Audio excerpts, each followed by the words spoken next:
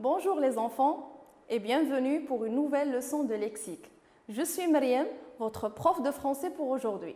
À travers cette capsule, nous allons découvrir les synonymes.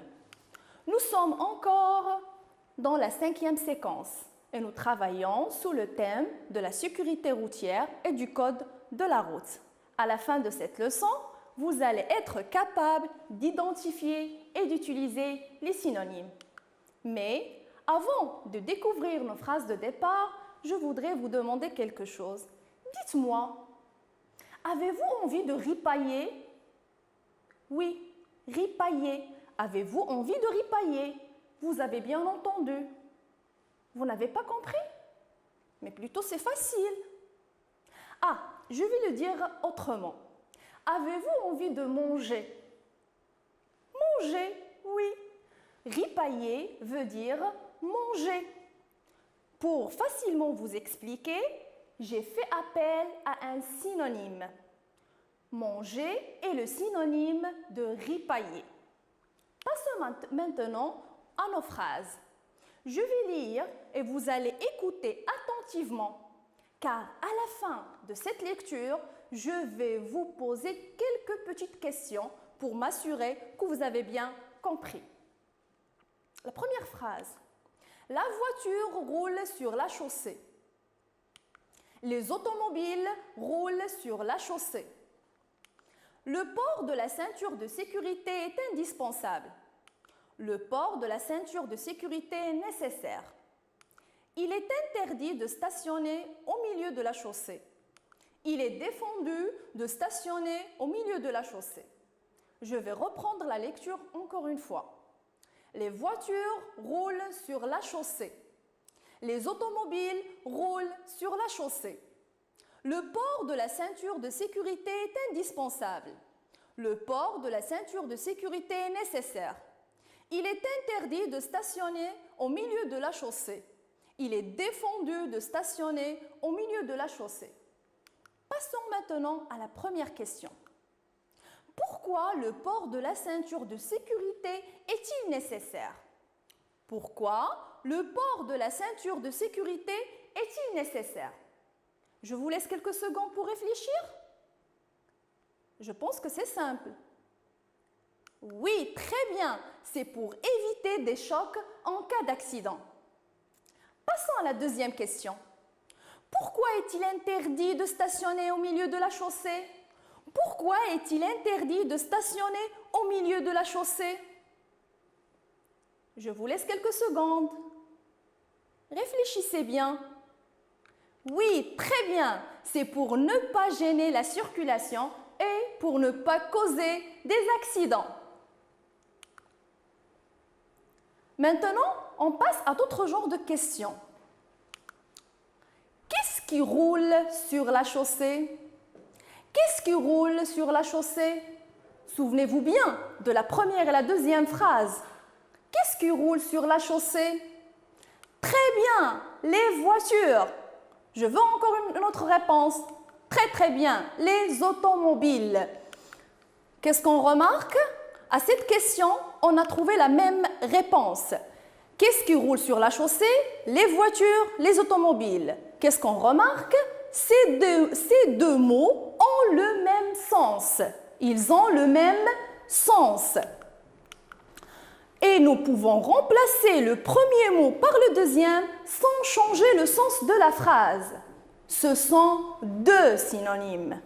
Les voitures et le synonyme de les automobiles. Très bien. Une autre remarque. Regardez bien les voitures. Les voitures, quelle est sa classe grammaticale? Est-ce que c'est un verbe? Non. C'est un adjectif? Non plus. Très bien, c'est un nom. Très très bien, c'est un nom. C'est un nom commun. Très bien, les voitures est un nom commun. Les automobiles, la même chose. Les automobiles, c'est un nom commun. Qu'est-ce qu'on remarque?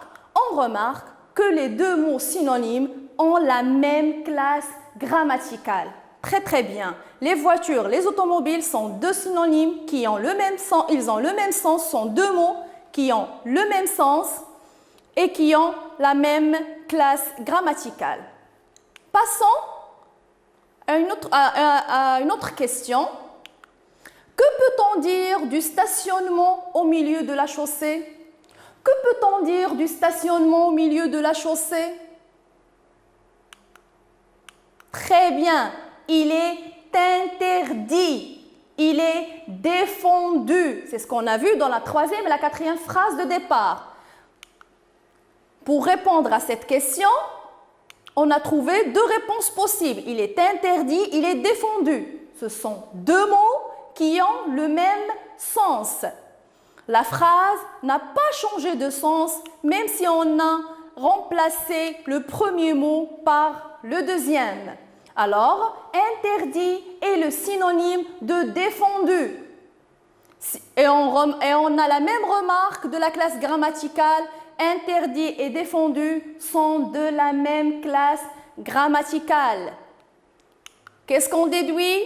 Que les mots sont synonymes quand ils expriment la même idée, la même personne, la même chose et qui ont la même classe grammaticale. Je vous ai apporté 3 exemples du verbe faire. Un verbe qu'on utilise beaucoup dans nos écrits, à l'oral. Imaginez si on a ces 3 phrases dans un même paragraphe. Je vais lire les exemples. Faire la vaisselle, faire une liste, faire un bouquet. Si on trouve les 3 phrases dans un même paragraphe, ça va causer quoi? On va avoir une répétition. Très très bien, une répétition.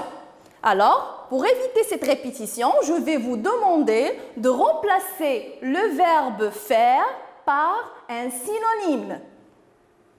La première phrase, ensemble, on va faire l'exercice ensemble. Faire la vaisselle.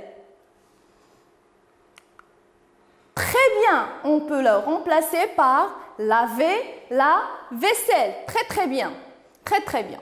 La deuxième phrase, faire une liste. Très bien, on peut le remplacer par établir une liste. On a remplacé le verbe faire par le verbe établir. Faire un bouquet. Très bien, composer un bouquet. On a remplacé le verbe faire par le verbe composer dans cette phrase. Regardez bien, dans les 3 cas, à chaque fois, on fait appel à un synonyme différent. On dit que le synonyme est choisi selon le contexte. Très bien. À la fin de ces phrases, qu'est-ce qu'on peut dire sur les synonymes? Il sert à faire quoi? Les synonymes? Très bien, il sert à éviter une répétition. Et n'oubliez pas, le choix des synonymes, c'est selon le contexte de la phrase. On prend l'exemple suivant. Regardez la phrase. Ce paysage est beau. Ce paysage est beau. Essayez de remplacer l'adjectif beau par un autre synonyme. Très bien, on peut dire ce paysage est magnifique. Ce paysage est splendide.